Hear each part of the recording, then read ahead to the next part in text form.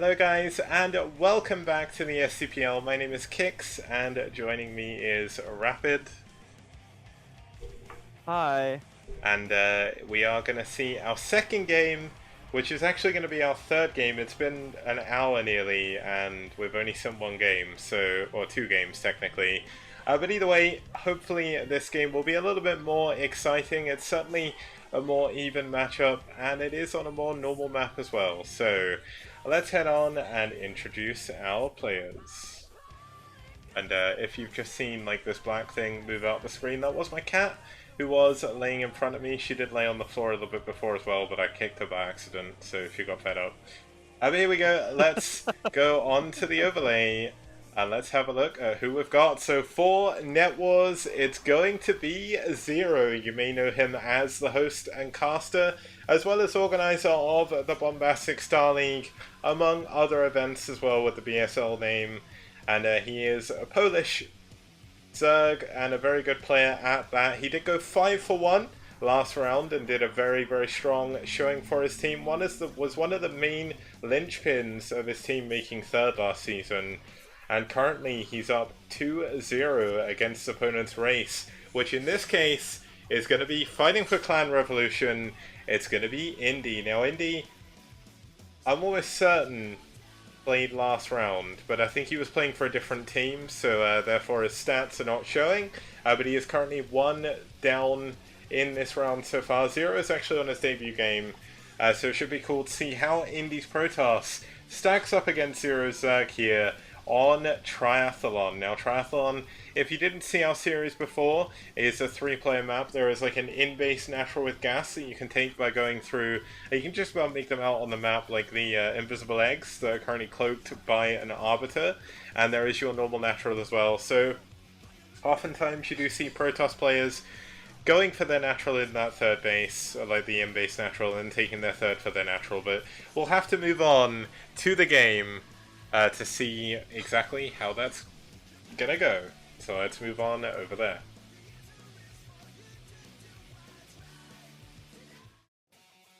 Oh, here we go. And starting us off, we're over here. Yeah, we are. And starting us off in the 12 o'clock position, fighting for ReV in the orange, it's gonna be InDi, the Protoss. Yep, and his opponent is the Polish Zerg player in the, I guess what you want to call that, 8 o'clock location. In the purple, this is Zero. Now, interestingly enough, so this is Brood War, but in StarCraft 2, there's a very famous Polish commentator named InDi. So this kind of throwing me off because you know, Zero is of course Polish, and Zero to me represents like the thing that we should all strive to achieve with our lives. Like, not only does he have a successful life, he has a successful partner, he has a successful like he plays lots of Brood War, he casts lots of Brood War, he helps the scene. It's just like what doesn't this guy do? Zero's I'm a hashtag big fan. So Yeah. while I maintain my commentary, my lack of commentator bias, I still really think Zero's super sick, and he's actually very, very good. You could see by his record, 5-1 last season. He is actually a legitimately good player. Yeah, I mean, Zero did a great job. Of course, InDi did play for Ash, so Ash didn't have the best of series last round. Well, so InDi weren't able to really show his true form, I don't think. But now he's on a more active team. He's here on ReV. ReV have put a lot of work into their games. They're certainly showing better games this round as well. And this is his chance to go against one of the... Although Zero isn't like the best foreign Zerg, and he's far from it, he is one of like the top foreign Zergs. He may not be the best, but he's certainly near the top. Yeah, absolutely. I mean, he just has fundamentally solid mechanics. He's got really good APM, and when you put all those together, like, sure, he doesn't have a ton of time to like practice the game, so he's not going to like really ascend to the ranks of you guys like I don't know, True Touch comes to mind, or you know, Goranich or something like that, because those guys actually do put a bunch of time into it. But I mean, considering all the things that he does for the community, it's actually kind of impressive that he's able to still hit this level. So Let's take a look at what's happening. We're going to see pretty much the exact same thing we saw in our first game with the natural denied by a pylon block and taken at the third base. Yeah, the big difference is we've got InDi actually taking his natural this time. It's not going to be a one base all in or anything. He is going for two bases here. Now, the interesting thing is he did build a cannon before the Nexus, despite the fact he scouted that the spawning pool was a little bit later. But in the end, he is going to be safer. There's going to be speed coming up for these Lings as well. And we should see Zero taking a third hatchery pretty quickly. But are we going to see yet another Zergling all in? I wouldn't be too sure, but there is a lot of Lings being added on. The biggest difference is that there's only 2 hatches right now. There's about to be a third one thrown down. It's just going to be for macroing Zerglings. Now this makes that early cannon look a lot better, and of course the second cannon is very, very necessary. He should be pulling probes here in just a second, if he really, really wants to be safe. But yeah, I guess he is going to hold off on the probe pull. He's got one there that was the builder, but maybe he can block this with a gateway. Would that work? Yeah, he's either going to go for the gateway block or some optimism. Yeah, he actually built his assimilator, so that's a lot of minerals he needs to be putting into someone to defend. But he's going to pull up a couple more probes, making sure that he's going to be safe. Now, he did see the Ling count at least a little bit earlier on, but here they come. The Ling's going to move in. They're going to run past the cannon. Probes not in position. And 3 Lings actually get in the base. Now, say for example this was Jaedong. At his peak, this would be near impossible to live against. But unless you're Bisu, of course. But I mean, Zero not quite the level of Jaedong Micro, but still it's going to be difficult here for InDi to really be able to hold on. Yeah, this is where we find out how much InDi has played that UMS, where you have to keep microing like your scouting worker in your opponent's bases, or where there are there's one where they spawn Zerglings randomly inside your base, and you can't build units. You can only build probes, so you have to see how long you can survive. That one's actually super helpful. Yeah, it's a lot of damage, but more importantly, he's not dealing any damage to Zero behind this. And he actually is going to be going for, not 973, but he does have drones morphing at all of his hatcheries. So he's not going to follow up with like a super big all-in. He's just going to use this pressure to, get ahead behind it. Yeah, now he's actually adding on another hatchery as well, so he is going to go for a macro style. He's not going for just Hydralisks. But certainly that decision to make the extra Lings early on really paying off for him at the moment. InDi is finding himself in a bit of an odd position. He's got idle workers for just a little bit there in his natural. His Stargate is coming up, but those Zerglings still alive in the main. Yeah, this is really good control by Zero. He's able to not only control the Zerglings in the main base, but macro behind it. And this is just solid fundamentals. The ability to do more than just one thing at a time, something I still struggle with. I'm sure we all do, but he's just really solidly playing this out. And it would be it's kind of unreal how different this would look if there weren't just 2 units being kept alive inside this Protoss base. He's harassing the gas drones, he's keeping his Zealot busy, he's pressuring the front with Zerglings that run up and back and up and back, and man, InDi is just going to be a little bit terrorized by this. Yeah, this is one of the major things that can cause a lot of people a lot of problems in Brood War. Like when you have this harassment going on, I mean he's not, well, I was going to say he's not taking too much damage, but he's actually losing more and more probes to this. Now, it's just so much of your concentration that you have to deal with, and it really makes it hard to do everything else. Like, we'll possibly see, we've got a Zealot queued up now as well. The upgrade's coming, he's got +1 attack for his Corsairs on the way. But his tech is completely scouted as well, so he can't actually hide anything from the Zerg, which is a very big part of early game PvZ.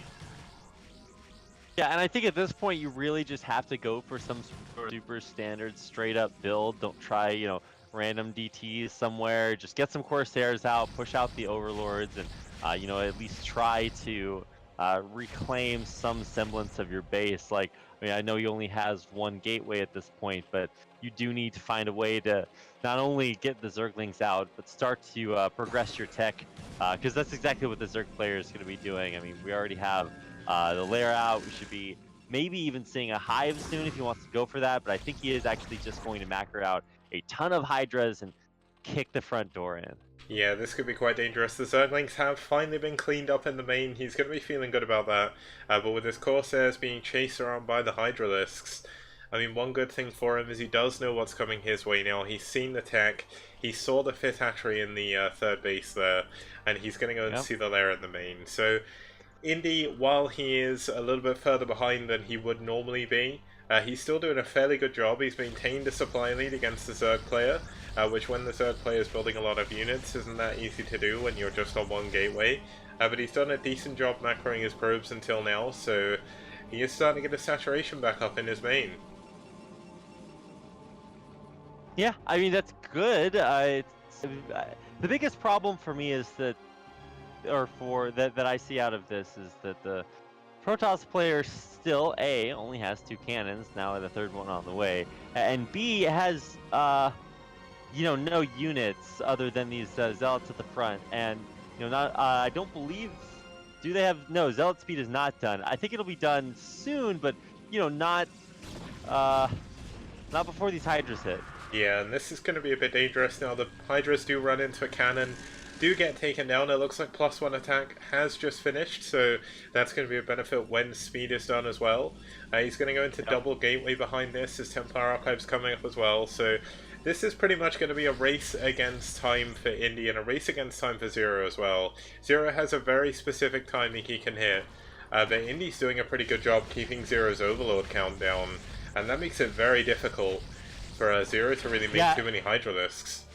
Zero totally pulling back here. I think he realizes, wait a second, he is going to go for my Overlords and pulls the Hydras back. Realistically, the rush distance between the Zerg 3rd base and the natural of the Protoss is pretty darn short, especially when you take Hydra speed into account. So, I mean, this is actually really good decision making by Zero to say, I don't want to take too many losses back at home. Let's just make sure I don't take any damage and keep the macro going, because I mean, a Zerg on 5 hatcheries is just going to make an insane number of units. Yeah, and he's going up to a 6 hatchery as well. Now, the one thing to point out, one of the reasons why maybe taking this as your 3rd base isn't that great, is you do have those cloaked eggs, which do make it very under the Arbiter, as you can see on the screen at the moment. Now, you can't actually get units other than workers through those until you kill them. So, and the eggs have something like 20 armor or something crazy like that. So it takes a very long time to break through, unless you're using splash damage. Now, looks like Zero's going to take that base. He's going to have to be careful that he doesn't build too many units there, just drones, which does make it a little bit harder to macro off of that hatchery. It is a little bit of a wasted hatchery, but still, you can see the Arbiter being taken down now as well. Zero does want to break his way through.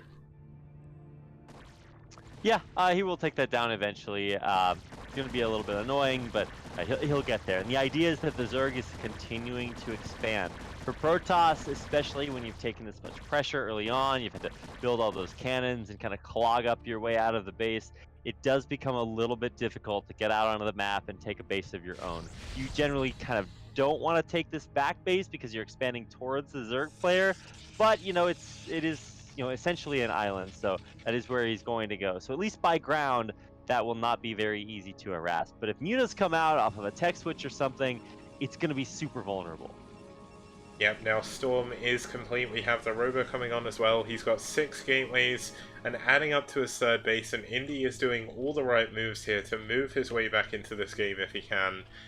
And the onus is really on Zero to try and make something happen. It looks like, for a second I was getting a little bit excited thinking that was a drone going to take the other main, but he is going to send a Zergling over there. He is going into Lurkers, and now one thing about Lurkers, of course, is they can't shoot up, so these Corsairs gonna have a little bit less resistance to try and kill those Overlords.